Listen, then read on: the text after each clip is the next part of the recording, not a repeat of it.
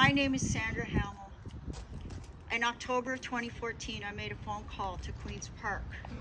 I wanted to talk to Kathleen Wynne and tell her a story of a 3-year-old who had been raped by a 10-year-old after the sex ed class.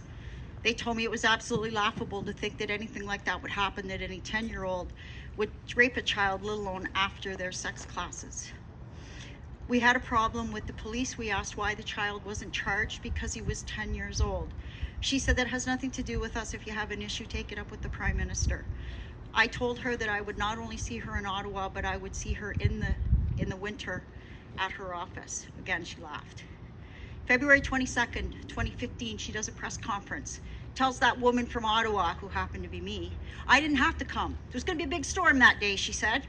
I brought 2,900 parents with me and minus 31 in a blizzard. We shut her down. She couldn't even, it was on a Wednesday, of course. You don't do them on Saturdays. They're in chambers. We were so loud, she had to sit in the window. She found out that day that we were not going to tolerate this. These were our children. On April 16th, we had 16,000 parents show up to tell her. On June 6th, we had an audience. The Prime Minister of Canada honored us, and the Minister of Justice, Peter MacKay, with their presence so that we could give them a presentation like we've done today. 10 days later, after our presentation, they came back and they told us, you charge the teachers. Under the Education Act, you can charge them criminally. They are using Health Care Act loopholes to be able to do this. Gentlemen, if I come and cut your penis off right now, I can do 10 years in prison for that because there's no Health Care Act loophole to stop me. Ladies, I can cut your breasts off and go to prison. But because you're a child and they have a Health Care Act, it's legal. Just because it's legal doesn't mean it's lawful. They are using these health care bills to break criminal law. Criminal Code of Canada, Section 216, protection governing children. No child under the age of 12 has the mental capacity or the maturity to understand the nature of their crimes. How do you possibly think they're going to know they're going to cut a big hole in them or cut their, or add a penis that they're going to shave down to the bone on a girl?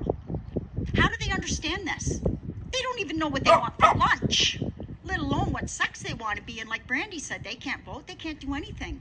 Heterosexual adults have no right to decide how to transition a child. If Karen Vecchio is a transgender female, then I challenge her to sit with Elle and talk about her reasoning. As a heterosexual female, she's not educated. She has no idea what it is to be a transgender. So we're asking Karen Vecchio, could you please explain to us why you felt you were qualified enough to make such a decision that will alter these children's lives for life, and what makes you qualified to do that? We're not here against trans rights. I don't care what you do as an adult. You're an adult. We are here protecting children. It has nothing to do with whether you want to be gay or straight or what it is. That's your thing. You're allowed.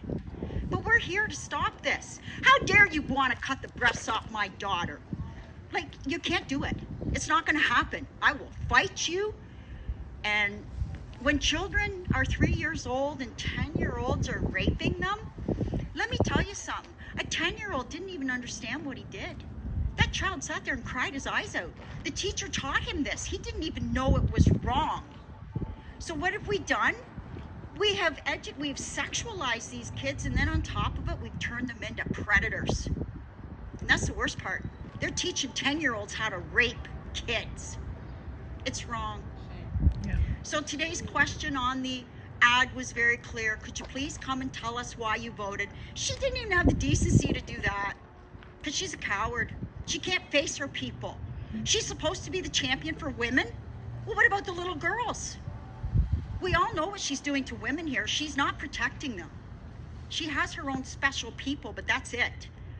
And we would just like for her to answer us and tell us, why do you feel you have the right as a heterosexual, not a transgender woman, to agree to such a radical surgery on any child?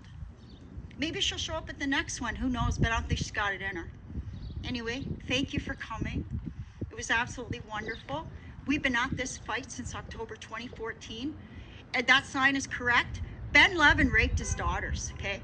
The judge gave me one of the only 20 original copies of her statements. Not only did he rape his daughters, but he wanted another woman to rape a child online for him. It's right on page 1. I do have the original if anybody's questioning me.